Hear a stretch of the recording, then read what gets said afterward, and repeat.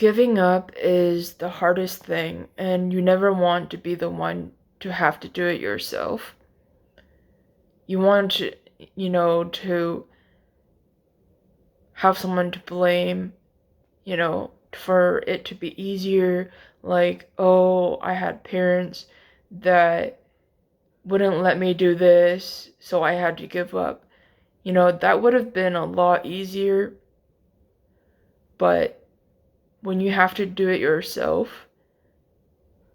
like, obviously, you're not happy about it, but, just the number of times you have to explain it, you know, with your doctors, and you have to, you know, stand your ground and be like, okay, this is what I want to do. It's just, it doesn't feel good. Nobody wants to be the one to tell yourself, oh, I want to give up. And a lot of this stuff you don't even understand yourself for a long time. And to get to the point where you do understand what you're going through, a lot of it doesn't come to you until you've had several conversations with, I don't know, your case manager, and and I'll tell you that the first few tries you feel like you didn't explain things the right way, or this is not what I'm going through, and it takes several tries before you feel like you gave them, a good enough reason for you to give up. And honestly, there was never going to be an answer for me that was good enough to tell me to give up. But that was the task that I had to do. And it was just a really hard thing to do all alone. Like, to bring this upon yourself, it's a very different feeling than having someone else tell you to give up on something, and blaming, and having someone to blame, having someone you can direct all your, feelings towards. You don't have all that. Because you're the one who's saying, this is what I want to give up, and I feel very strongly about it. And I can tell you that, if things were going my way, I would never want to, this is not what I wanted, but things didn't happen in the ways that I wanted it to. And now I have to do what I have to do, and it was just very hard to,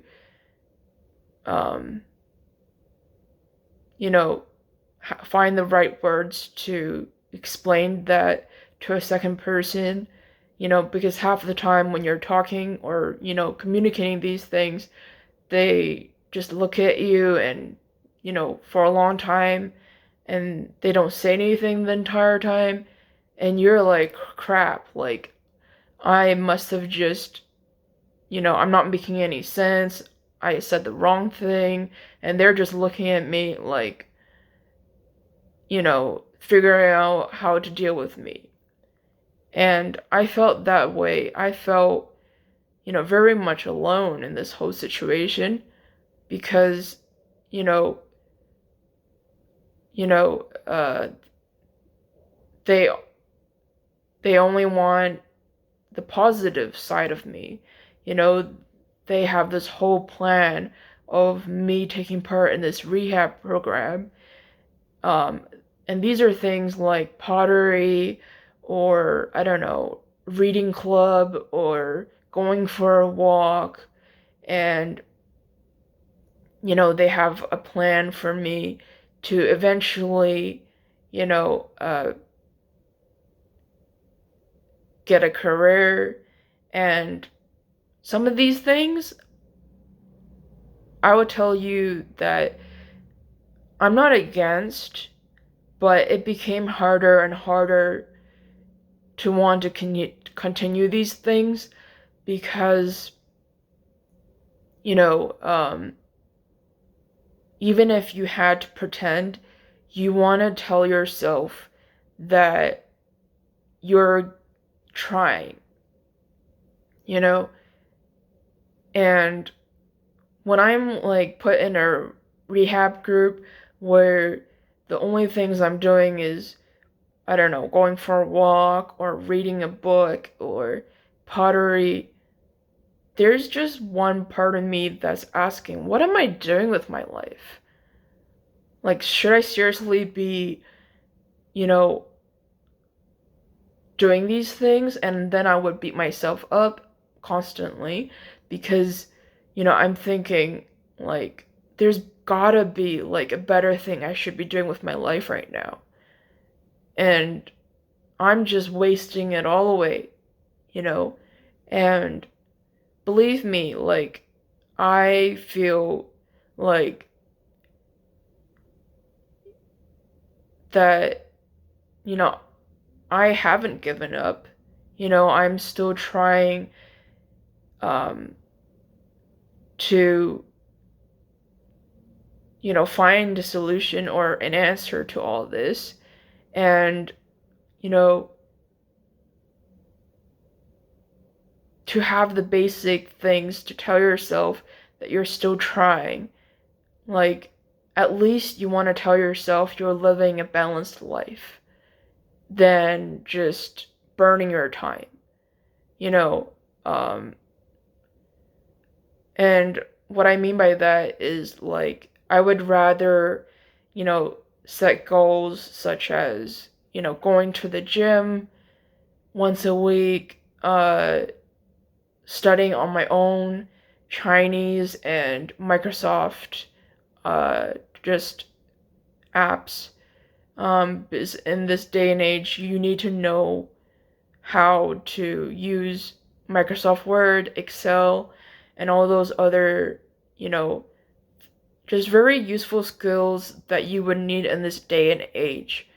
And I made it a goal to have that and also prepare my own meals, um, eating a balanced and healthy diet, writing my memoir, just as a long-term hobby that I found a lot of meaning in, and so a lot of this stuff, even though it's nothing close to, having a very promising career, it at the very least, it made me feel like I was living my life the right way. I was living my life with a balanced life, and I honestly just needed something to tell myself that I'm doing one thing right with my life.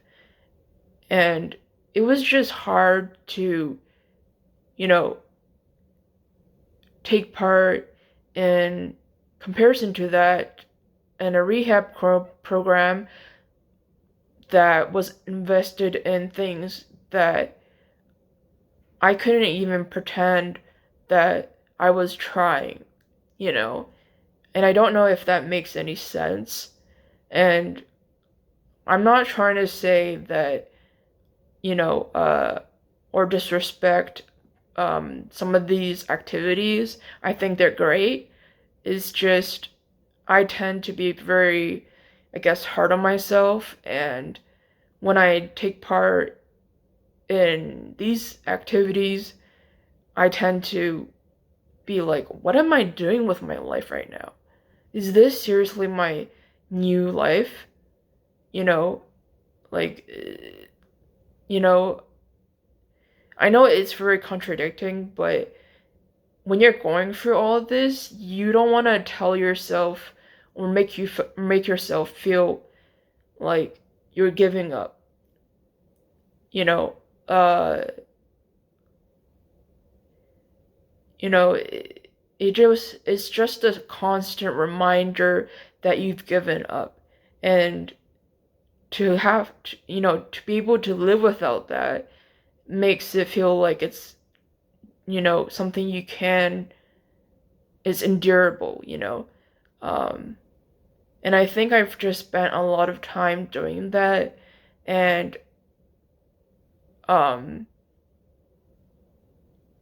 to have to convince your case manager about this stuff, you know, it's really hard because, they're set on this plan that supposedly includes me, all these plans, but it honestly hurts me to have to say to them again and again and again that, like, I've already given up, that, you know, these things I'm not going to do anymore. I don't think they understand um how hard that is.